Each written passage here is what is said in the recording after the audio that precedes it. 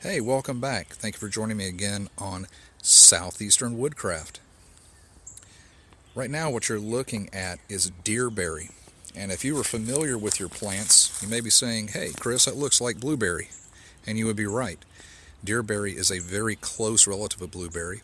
You can tell we're actually standing on a transition area right here. You have dappled sunlight coming through. Deerberry is very easy to identify. It has these nice green leaves. And if you flip it over, look at that. It's almost silver white underneath. Very distinctive. Dark on top, silver underneath. Let's see if we can't find some flowers. This is early spring. Here we go. And I don't know if you can see the little flowers beginning to appear, the little bell-shaped flowers underneath. There we go. We might get a few of them in that shot. These bell-shaped flowers in a couple of months are going to give way to what looks like blueberries. And again, they are a relative of the blueberry.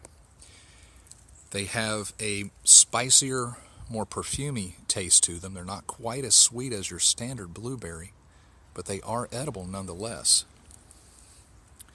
You can also take these leaves, like blueberry leaves, and make a tea out of them. Very, very refreshing. So you can see our wild grape are climbing all over it.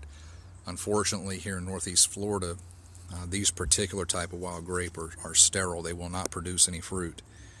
That's a shame because they're everywhere. But as always, before we sign off, let me bring you over to this one. Another way to identify the deerberry.